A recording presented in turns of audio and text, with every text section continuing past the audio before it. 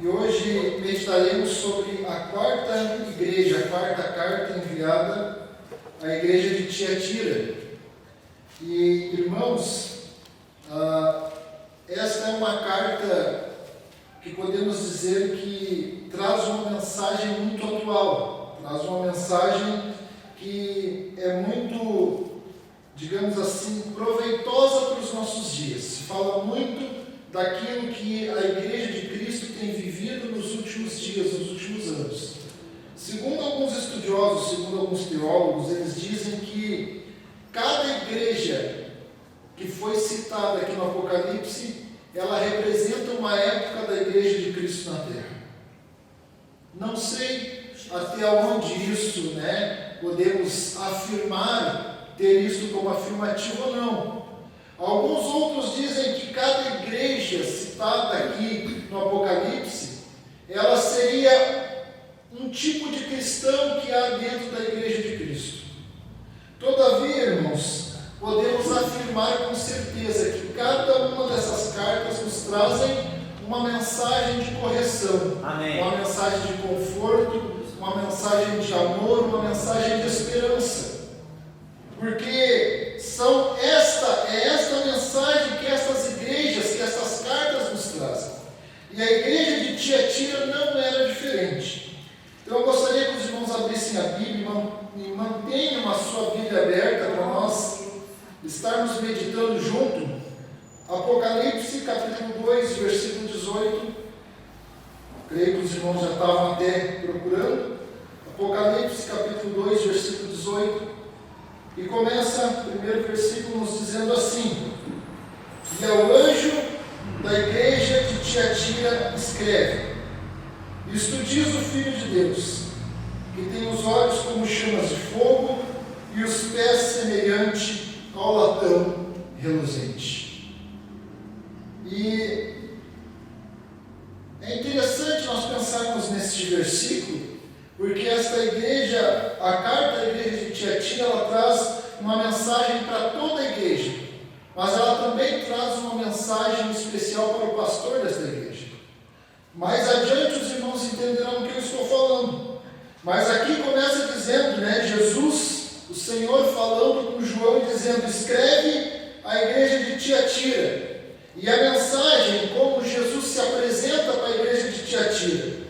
Jesus se apresenta da seguinte maneira: isto diz o Filho de Deus, não deixando nenhuma dúvida de quem era o remetente dessa carta, não deixando nenhuma dúvida de quem era o emissário da mensagem. É a mensagem endereçada a esta igreja que veio direto do próprio Filho de Deus. Aleluia. Aqui Jesus já deixa bem claro a autoridade, aleluia, que está no contexto deste texto que nós estudaremos essa noite. Por quê? Porque é na autoridade do Filho de Deus que todas essas coisas foram escritas, é na autoridade do Filho de Deus que toda esta mensagem foi endereçada a esta igreja. E Jesus continua dizendo: isto diz o Filho de Deus, que tem os seus olhos como chama de fogo. E o que significa isso? Jesus está dizendo que ele tem os seus olhos como chama de fogo e diante dele nenhuma aparência sobrevive. Diante da face de Jesus Cristo, nenhuma aparência fica de pé. Porque o Senhor Jesus, ele é aquele que consegue ver os nossos corações, ele consegue ver a nossa mente, ele sonda a mente e corações, ele consegue ver qual é a intenção do coração do homem. Não adianta muitas das vezes a pessoa ter uma aparência de caridade, uma aparência de amor, uma aparência de fidelidade diante de Deus. Porque quando Deus olha para nós, ele não vê aquilo que está por fora, ele não vê a nossa aparência, ele não vê aquilo que nós tentamos mostrar, mas ele vê a verdade dos nossos corações. Ele vê a intenção pura e simples do nosso coração. Ele sabe exatamente se a nossa intenção é verdadeira ou não. Por isso que Jesus está dizendo para a igreja de Tiatira: olha, diante de mim a aparência de vocês não funciona. Diante de mim tentar mostrar uma aparência de amor, uma aparência de caridade, uma aparência de verdade da minha palavra, não adianta, porque eu conheço a dizendo que tem os seus olhos como chamas de fogo. E ele diz que ele tem os pés, aleluia, tem os seus olhos como chamas de fogo e os pés semelhante ao latão reluzente. E aqui é interessante nós pensarmos, irmãos, que quando a Bíblia nos fala de caminho, quando a Bíblia nos fala de caminhada, como eu já falei com os irmãos algumas vezes, quando a Bíblia nos fala de pés, a Bíblia está falando de conduta, e aqui o Senhor Jesus Cristo ele está falando que Ele é o Filho de Deus, que tem os seus olhos como chamas de fogo, que conhece a nossa intenção, e os seus pés reluzentes como latão, semelhante ao latão.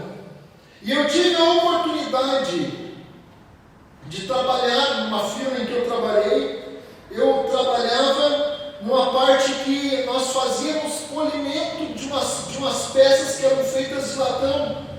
E o interessante do latão é que depois que ele é polido, depois que ele é trabalhado, você olha para o latão e ele parece ouro, ele reluz igual ouro, ele tem um brilho todo especial. Tu consegue olhar para o latão e te ver a tua própria imagem nele, de tanto que ele reluz, de tão bonito que ele fica.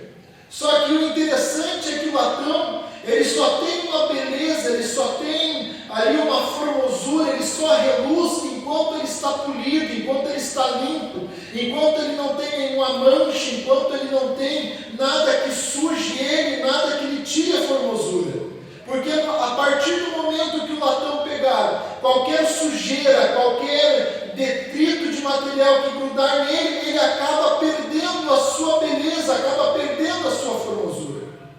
E irmãos, quando Jesus aqui está falando dos seus pés reluzentes como latão polido, como semelhante ao latão, Jesus está falando de conduta, Jesus está dando um exemplo para essa igreja, dizendo: olha, aqui está o Filho de Deus, que tem os seus olhos semelhantes a chamas de fogo, seus olhos como chama de fogo, e os seus pés, a sua conduta semelhante ao latão. Jesus está dizendo que a conduta dele foi sem mancha, a conduta dele foi sem erro, a conduta dele foi sem nada que pudesse tirar o brilho, nada que pudesse tirar a formosura.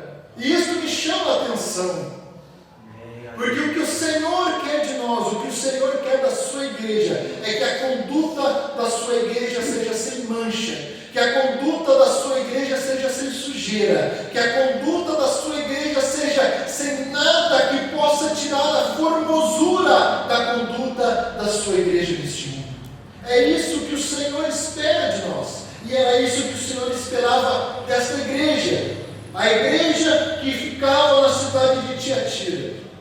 A igreja, esta cidade de Tiatira, irmãos, ao contrário das outras cidades que nós estudamos nas quartas-feiras passadas, essa cidade ela não tinha uma grande importância política, ela não tinha a importância de Éfeso, ela não tinha a importância, aleluias, de Pérgamo, ela não tinha a importância de Esmirna ou de alguma outra igreja.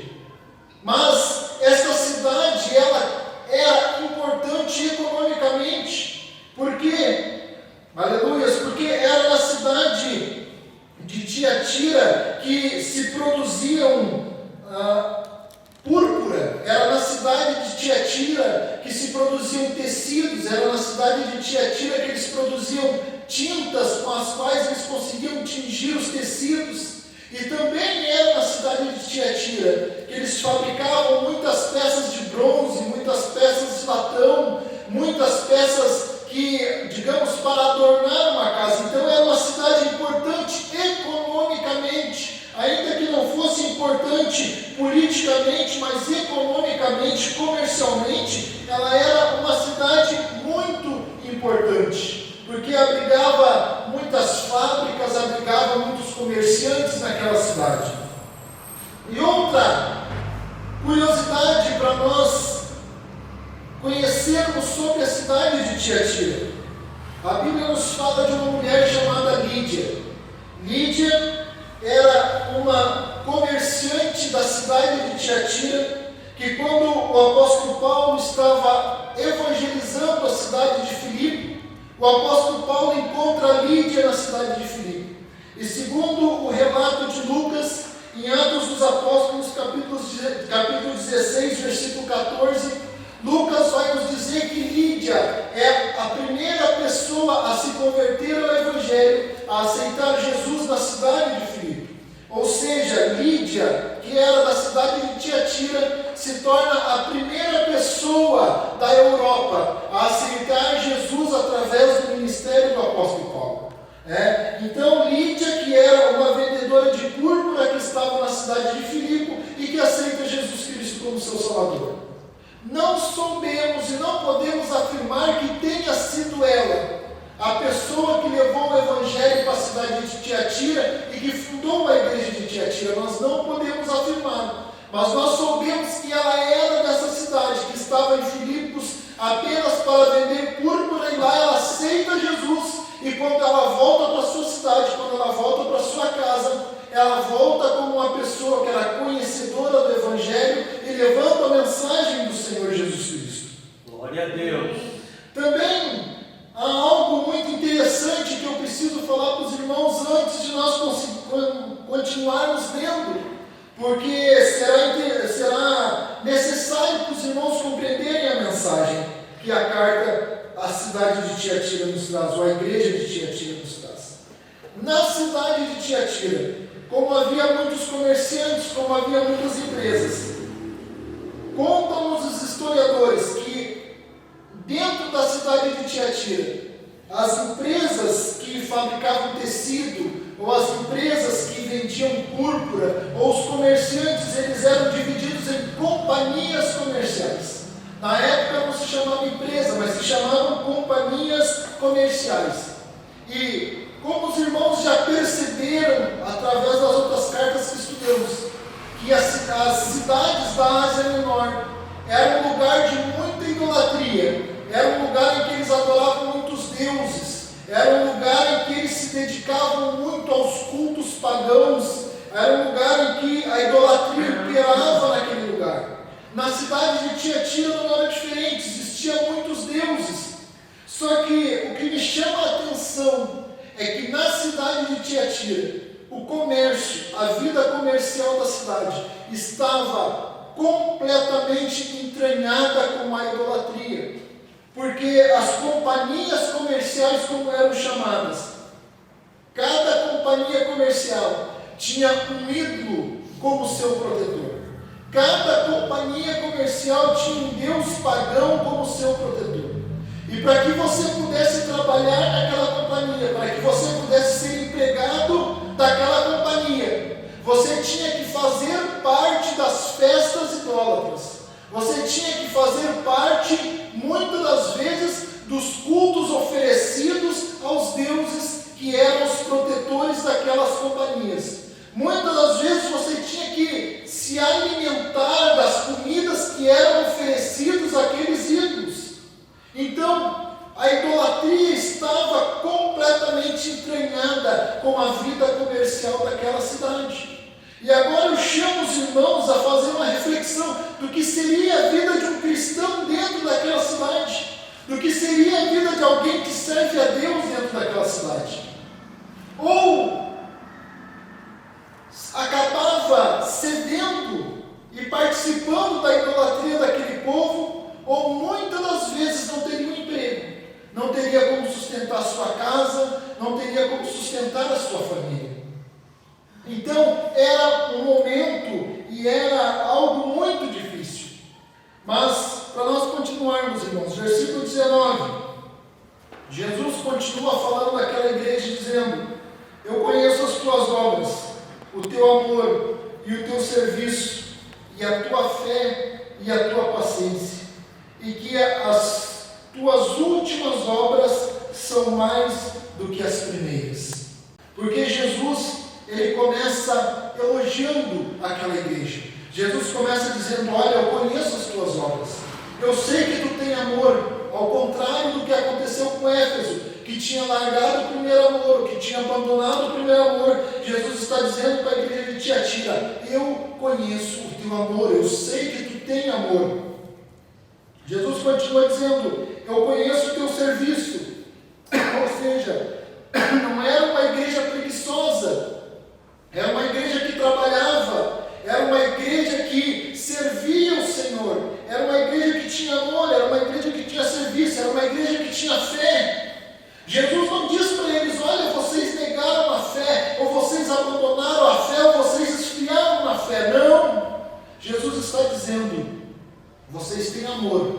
vocês têm serviço, vocês têm fé e vocês têm paciência. Veja só, irmãos, que olhando simplesmente para este versículo, nós podemos dizer que eles tinham praticamente tudo que uma igreja precisa ter, tudo que é necessário para uma igreja ter: amor, serviço, paciência, fé, obras, tudo isso eles tinham. E o Senhor elogia eles por isso. O Senhor diz: eu conheço as tuas obras, eu sei tudo que tu tem: amor, fé, paciência, você tem serviço, e continua dizendo: e as tuas últimas obras são mais do que as primeiras. Ou seja, no momento que o Senhor envia mensagem para esta igreja, as obras que eles estavam praticando eram maior do que quando eles se converteram. Ao contrário de Éfeso, que Jesus mandou uma mensagem dizendo: volta ao teu primeiro amor, volta a praticar as primeiras obras. Aqui é o contrário, aqui Jesus está dizendo: as tuas últimas obras, o que tu tem realizado agora, é maior, é mais intenso, é mais agradável do que quando tu te converteu. Porque geralmente quando a pessoa se converte, ela tem mais fé, ela tem mais obras, ela tem mais serviço, ela tem mais amor, e com o decorrer do tempo, se a pessoa não tem um cuidado de manter, tudo isso vai se esfriando. Aqui é o contrário, aqui Jesus disse: olha, vocês foram crescendo, vocês começaram num nível, mas o nível de vocês foi aumentando. Vocês tinham amor, mas agora vocês têm mais amor. Vocês tinham serviço, mas o serviço aumentou. Vocês tinham fé, mas a fé de vocês está maior. Aleluia. Glória a Deus. Amém. Só que no versículo 20, aí Jesus vai trazer uma correção. Por quê? Porque tudo aquilo que se faz de bom não apaga aquilo que precisa ser corrigido. Muitas das vezes as pessoas têm em seus pensamentos, em sua consciência, uma ideia de que eu faço algo muito bom diante de Deus, e tudo isso que eu faço muito bom diante de Deus vai apagar os meus erros, e eu não preciso me corrigir naquilo que eu estou fazendo de errado. Só que não é assim. A mensagem dessa carta nos mostra bem claro: Jesus não apaga aquilo que eles faziam de bom, Jesus não apaga aquilo que estava correto, Jesus não deixa de lado aquilo que eles faziam muito bem feito: o amor, a fé, a paciência, o serviço. Nada disso foi apagado, mas nada disso também apagava aquilo que precisava ser corrigido. Tanto é que chega no versículo 20, Jesus está dizendo: mas tenho contra ti, apesar de tudo isso, apesar do amor, apesar da fé, apesar da paciência, apesar do serviço, eu tenho contra ti que toleras Jezabel, mulher que se diz profetiza, que ensine e engane os meus servos, para que se prostituam e comam dos sacrifícios da idolatria. Apesar de tudo que tinha de bom, tinha algo para ser corrigido. E como eu disse para os irmãos, esta carta em especial, Jesus está falando com a igreja, Jesus está falando com o pastor da igreja. Exatamente por quê, irmãos? Porque quem permitia que esta mulher subisse no altar e ensinasse a igreja era o pastor da igreja. Porque se o pastor da igreja chamasse essa mulher e dissesse: não, tu não ensina, ou o teu ensinamento está errado, para com isso, acabava-se ali toda a questão. Só que Jesus está dizendo: tenho contra ti que tu toleras que essa mulher ensine. E aqui nós não sabemos afirmar se quando Jesus fala de Jezabel, Jesus está citando a esposa de Acabe, o rei lá do Antigo Testamento, ou se a mulher que ensinava na igreja naqueles dias se chamava Jezabel. Nós não sabemos. Mas o fato é que Jesus está dizendo: tu toleras que uma mulher que se diz ser profetiza. Jesus não está dizendo que ela era uma profeta, mas Jesus está dizendo que uma mulher que se diz ser profetiza, tu toleras que ela ensine, aleluia, e engane os meus servos. Veja bem que Jesus está dizendo que permite que ela ensine, e além de ensinar, ela está enganando, porque está ensinando algo errado. errado, está ensinando algo falso, está ensinando algo que não condiz com as Escrituras. E Jesus está dizendo: tu toleras que esta mulher, que se diz profetiza, ensine e engane os meus servos, para que se prostituam e comam dos sacrifícios da idolatria. E aí entra aquilo que eu expliquei para os irmãos lá no início, das companhias comerciais, que muitas das vezes obrigavam os seus empregados a comer de coisa sacrificada a ídolos. E aqui o que esta mulher, o que esta profetisa ensinava na igreja, é exatamente isso, que não tinha problema nenhum eles comerem de coisa sacrificada aos ídolos, que afinal eles precisavam trabalhar, que afinal eles precisavam sustentar a sua casa. Então não tinha problema nenhum eles participar de culto dos ídolos, não tinha problema nenhum deles comerem de coisa sacrificada aos ídolos, porque afinal eles estavam buscando o seu sustento. Aleluias. E é por isso, irmãos, que eu disse para os irmãos no início, que esta carta ela nos traz uma mensagem muito atual. Porque o que esta mulher ensinava era que eles poderiam abrir mãos de princípios sagrados, que eles poderiam sim abrir mãos de princípios bíblicos, para não atrapalhar o sustento da sua casa, para não atrapalhar o sustento da sua família, para não atrapalhar a sua vida cotidiana, a sua vida lá fora. E quantas das vezes, irmãos, infelizmente, em nossos púlpitos nós acabamos vendo pessoas com ensinamentos muito parecidos. Quantas das vezes nós nos deparamos com pessoas cristãos que estão abrindo mão dos valores bíblicos, estão abrindo mãos de valores dados por Cristo, porque querem crescer no trabalho, porque querem uma promoção no trabalho, porque querem ganhar mais salário do que ganham. Vão abrindo mão de valores que a Bíblia não nos deixa abrir mãos. Aleluias. E um desses valores que a igreja de Tiatira estava abrindo mão era exatamente o fato de participarem de idolatrias.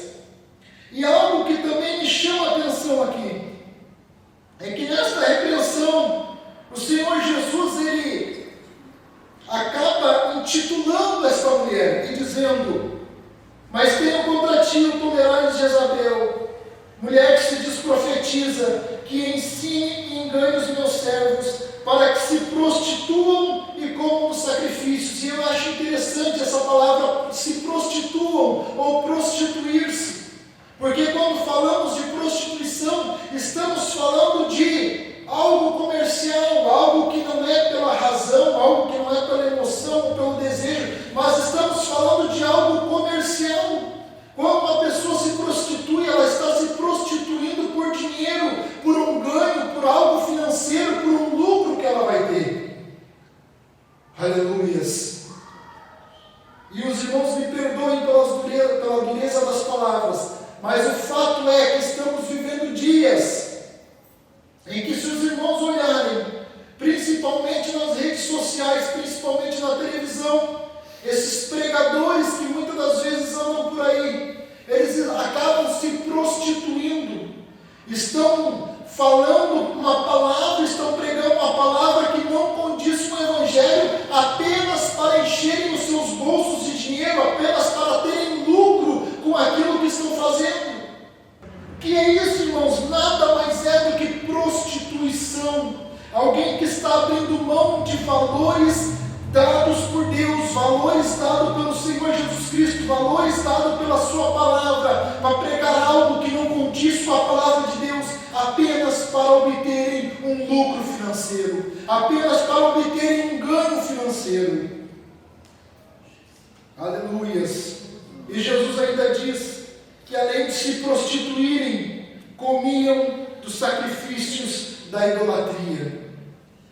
E nós temos que ter cuidado, irmãos, não somente de quem nós colocamos em cima do nosso púlpito para pregar, mas temos que ter cuidado de quem nós colocamos dentro da nossa casa para pregar, porque muitas das vezes nós estamos dentro do nosso lar e vamos lá e ligamos a televisão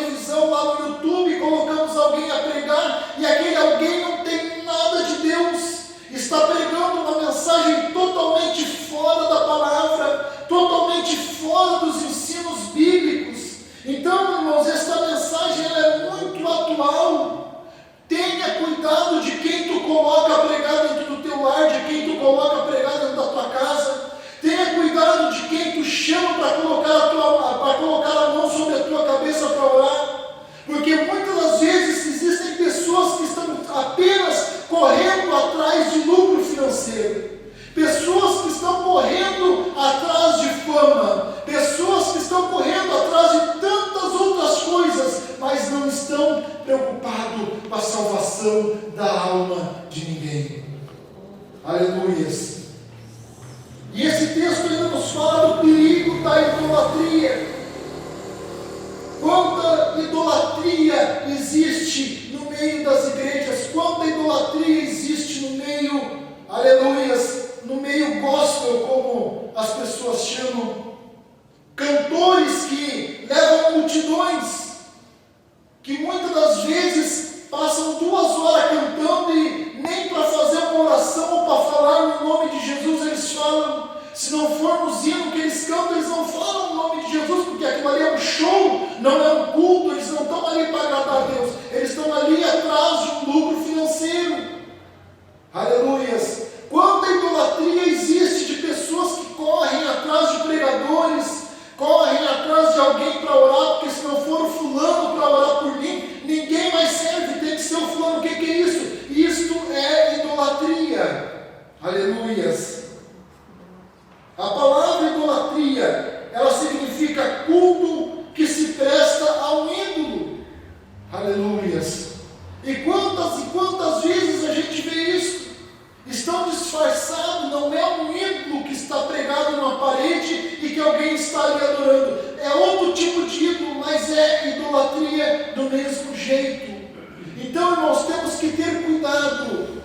Cuidado com quem nós estamos aprendendo, de quem nós estamos ouvindo a palavra. Será que essa pessoa não está ali falando apenas coisas que te agradam para ter um lucro financeiro? Temos que ter o cuidado, irmãos, para não participarmos ou para não nos alimentarmos, aleluias, de coisas que são dedicadas aos ídolos que estão aí fora. Aleluias. Versículo 21. Jesus vai falar para aquela igreja dizendo a respeito da mulher que estava ensinando no meio deles. O versículo 21 é a complementação do versículo 20. Ele diz: dei-lhe tempo para que se arrependesse da sua prostituição, e não se arrependeu.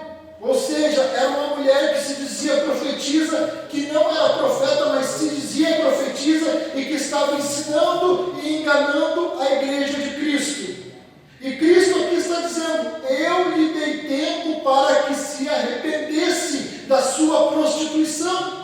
Ou seja, era uma pessoa que tinha ciência, que tinha consciência, o entendimento de que estava fazendo algo errado. Porque se nós olharmos para o texto, nós vamos ver Jesus dizendo: eu dei tempo de arrependimento para essa mulher. Eu dei tempo para que ela se arrependesse do seu pecado.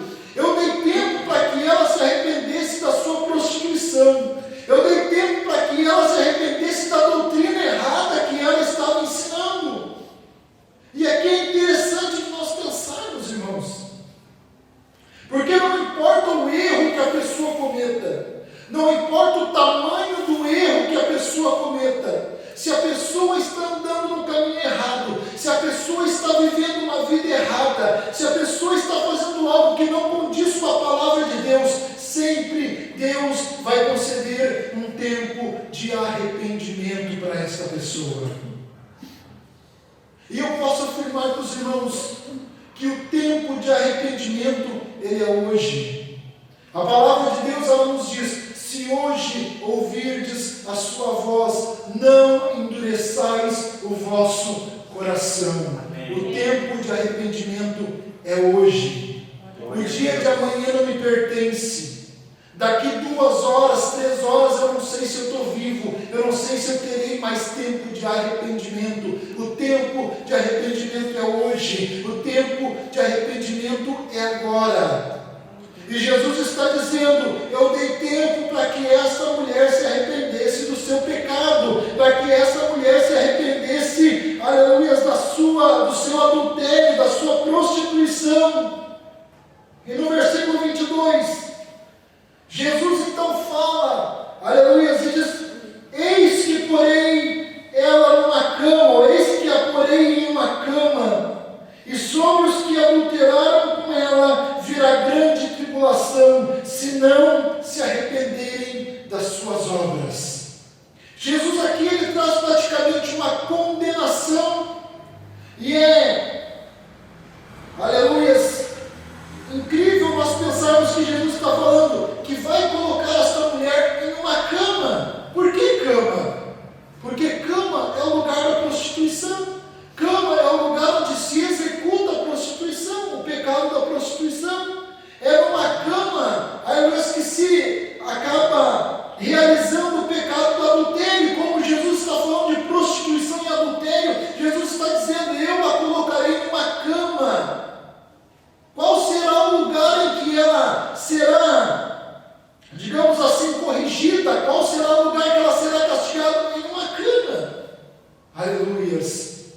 E eu digo para os irmãos, quantas pessoas tem por aí, como eu já disse antes, pregando um evangelho falso, ou pregando um evangelho fantasioso, pregando um evangelho de facilidade, apenas para terem lucro financeiro. Irmãos, vai chegar um momento em que o Senhor vai cobrar de toda essa gente tudo isso que eles têm feito, toda essa prostituição que eles têm feito, todo este adultério que eles têm feito. E quando a Bíblia nos fala em adultério, também me chama a atenção a palavra adultério, porque adultério é algo, aleluia, que alguém realiza que acaba sendo infiel para com a aliança que antes foi firmada. E o que Jesus está dizendo aqui é: eu a porei em uma cama, e sobre os que adulteraram com ela, ou seja, sobre todo aquele que tinha uma aliança com Cristo, mas deixou a aliança com Cristo para seguir os ensinamentos dessa mulher, Jesus está dizendo: eu trarei sobre eles uma tribulação, se não se arrependerem das suas obras. Ou seja, irmãos, se a tribulação das outras igrejas vinha pela perseguição do Império Romano, se a tribulação das outras igrejas vinha pela perseguição dos judeus, aqui Jesus está dizendo que todos aqueles que adulteraram ou que deixaram aliança com Deus, aliança com a palavra de Deus, para seguir a esta mulher, Jesus está dizendo: se vocês não se arrependerem das suas obras, eu vou trazer uma tribulação sobre vocês. Vocês serão atribulados por uma tribulação que eu trarei sobre vocês. Aleluias. Versículo 23. E ferirei de morte os seus filhos, e todas as igrejas saberão que eu sou aquele que sonda as mentes e os corações, e darei a cada um de vós segundo as vossas obras. Eu sei que a palavra é difícil, eu sei que a palavra é pesada, mas preste atenção, irmãos. Jesus está dizendo, é mais uma condenação sobre aquela mulher que estava enganando a igreja de Cristo. Jesus está dizendo que eu ferirei de morte os seus filhos. E o que seria os filhos de uma prostituta, senão o fruto da sua prostituição? É claro que, se nós olharmos dentro deste contexto, Jesus aqui não está falando de crianças, mas Jesus está dizendo: olha, eu vou ferir, eu vou matar ou ferirei de morte os frutos do pecado desta pessoa, eu ferirei de morte os frutos do pecado dessa mulher. Ou de repente, trazendo para os nossos dias, todo o lucro que alguém teve, todo o dinheiro que alguém ganhou, pregando mensagens que não condizem com o Evangelho, vai chegar um momento que tudo isso vira pó, que tudo isso vira nada, que tudo isso se some, e tudo aquilo que antes foi ganho, agora vira nada.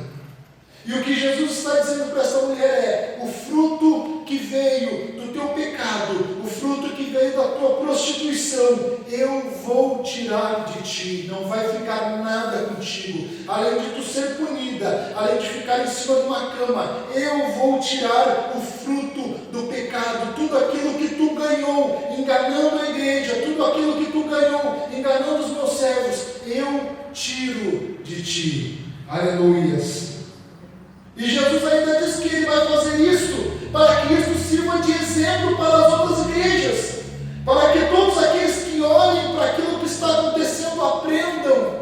Jesus diz: para que sirva de exemplo, para que todas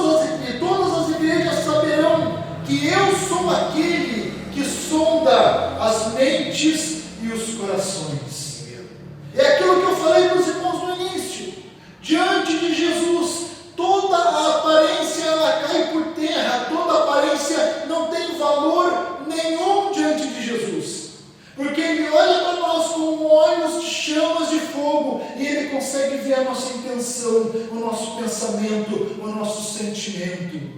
Ele consegue ver se o nosso sentimento é verdadeiro ou não. Se quando nós dizemos para alguém que amamos, nós verdadeiramente amamos ou não. Ele olha para nós e ele consegue ver se a razão que nós estamos fazendo, que fazemos na igreja, é para agradar a Deus ou é simplesmente para ter uma aparência de alguém que tem um cargo ou de alguém que faz alguma coisa dentro da igreja. Jesus, ele consegue olhar para nós e ver tudo isso, ver a nossa intenção, ver os nossos sentimentos, ver as emoções que estão envolvidas naquilo que nós estamos fazendo. E no versículo 23, ele ainda encerra o versículo 23 dizendo: e darei a cada um de vós segundo as vossas obras. Ou seja, é o galardão de cada um, vai ser segundo as obras que vocês têm feito. Versículo 24, irmãos. Nós não passarmos do horário. Mas eu vos digo, a vós e ao restante que estão em Tiatira, a todos quantos não têm esta doutrina e não conheceram, como dizem, as profundezas de Satanás, que outra carga vos não porei.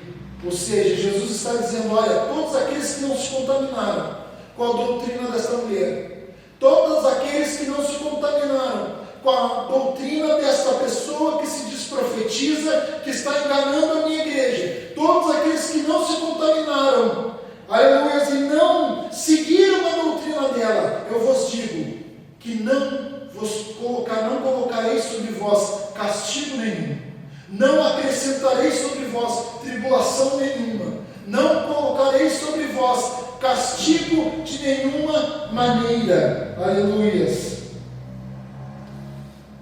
No versículo 25, mas o que tendes, retende até que eu venha. Jesus está dizendo para aqueles que são fiéis, para a sua igreja que permanece fiel, ele está dizendo: aquilo que tu tem, retente até que eu venha. Porque se há uma doutrina falsa, continua tendo a palavra de Cristo fiel e verdadeira. Amém. A palavra do Senhor, ela não mudou, ela não muda e ela nunca vai mudar. A palavra de Cristo, ela continua sendo a mesma. Amém. E o que Jesus está dizendo para aqueles que são fiéis, ele está dizendo: aquilo que tu tem, a minha palavra, os meus mandamentos, os meus ensinos, retém contigo até que eu venha. Não largue por nada. Não desista da palavra de Cristo, não desista da verdade por causa de dinheiro. Não desista da verdade por causa de uma promoção no emprego. Não desista da verdade por causa de uma vaga de emprego. Não desista da verdade para agradar alguém ou qualquer pessoa que seja. Não desista da verdade. Não desista dos princípios bíblicos. Não desista daquilo que Cristo nos ensinou. Aleluia. Aquilo que tu tem, aquilo que foi dado a ti, aquilo que tu conheces de Cristo, retenha-o até que Ele venha. Quando Ele vai vir hoje, amanhã, semana, não sei, mas eu vou continuar retendo aquilo que me foi dado, aquilo que a palavra me deu, até que o Senhor venha, até que eu me encontre com o Senhor. Aleluias. Versículo 26: e ao que vencer e guardar até o fim as minhas obras, eu lhe darei poder sobre as nações. E aqui começa uma parte da carta em que Jesus está fazendo promessas para aquela igreja. Lá no início ele fez um elogio, depois veio uma correção, e depois da correção veio uma promessa. E Jesus dizendo: aquele que guardar até o fim as minhas obras, aquele que guardar até o fim a minha palavra, aquele que guardar até o fim a minha lei, aleluias, ele faz uma promessa dizendo: aquele que guardar até o fim, eu lhe darei poder sobre as nações, aleluias, e com vara de ferro as regerá, no versículo 27, e serão quebradas como vasos de oleiro, como também recebi de meu Pai. Ou seja, Jesus está fazendo uma promessa dizendo: aquele que for fiel até o fim, aquele que não se dobrar para o sistema deste mundo, aquele que não negociar valores com o sistema deste mundo, aquele que não se entregar à idolatria, aquele que não amar mais o dinheiro do que a minha palavra, lá no fim vai receber poder e vai reger as nações, terá poder sobre as nações. Aleluias. Versículo 28, dar-lhe-eis a estrela da manhã. E no versículo 29, para encerrarmos, quem tem ouvido, ouça o que o Espírito diz às igrejas. E o que o Espírito de Deus está nos dizendo nesta noite, irmãos. Aquilo que tu tem, aquilo que tu recebeu, aquilo que tu aprendeu na palavra, retenha-o até que o Senhor venha. Daqui por diante, os tempos não ficarão mais fáceis, só ficarão mais difíceis. Será tribulação em cima de tribulação. A palavra de Cristo a cada dia mais será falsificada. Aleluias. Será falsificada. Não mudada, porque ela não muda, mas ela será falsificada para agradar as pessoas, para encher as igrejas, para ganhar lucro financeiro. Mas Jesus aqui está dizendo à sua igreja: quem tem ouvidos, ouça o que o Espírito diz às igrejas. Aquilo que tu aprendeu, aquilo que tu recebeu de Deus, retenha-o até que Ele venha, porque a sua volta está próxima. Eu convido os irmãos a se levantar nesta noite, para nós estarmos orando. Eu sei que foi uma mensagem pesada, que é uma mensagem difícil, mas irmãos, é uma carta muito atual, é uma mensagem muito atual para os nossos dias, é para os dias que nós estamos vivendo. Existem pessoas falsificando a palavra de Deus, existem pessoas que estão fazendo comércio da palavra de Deus, mas o Espírito Santo de Deus, Ele está falando conosco nessa noite, dizendo: aquilo que tu recebeu, guarda até que Cristo venha, porque Cristo já está às portas. Eu te peço, feche os teus olhos nessa noite.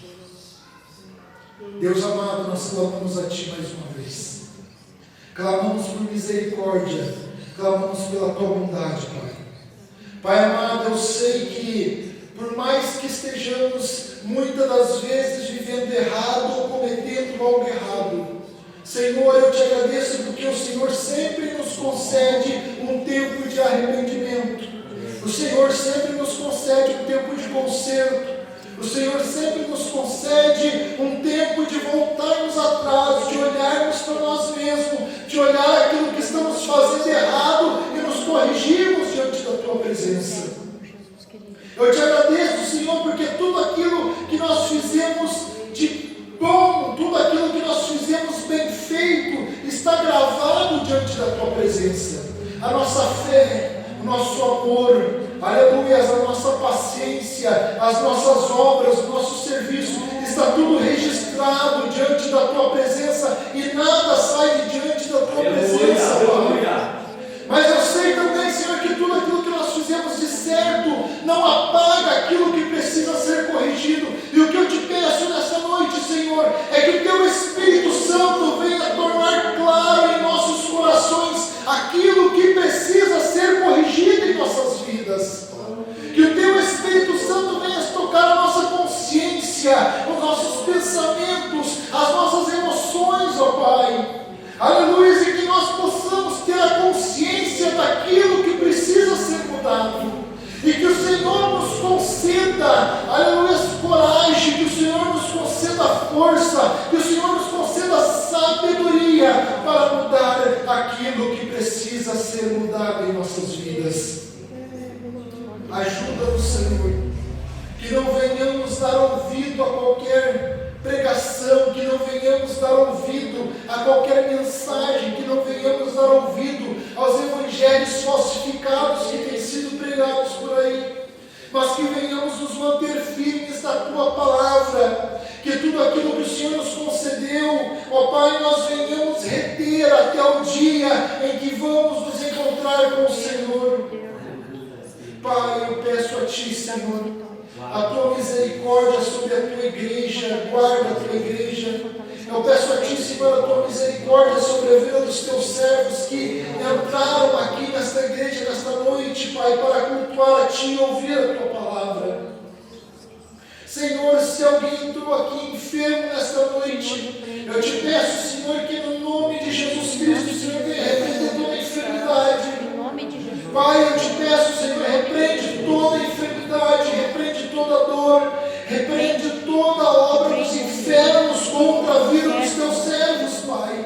Aleluia. Deus, eu Te peço, Senhor, repreende toda doença nos ossos, repreende, Senhor, toda doença no coração, repreende, Senhor, aleluia, toda doença no sangue, repreende, Pai, em nome do Senhor Jesus Cristo, que toda enfermidade, que toda doença saia agora, em nome de Jesus, em nome do Senhor Jesus, que toda enfermidade caia por terra agora, em nome de Jesus.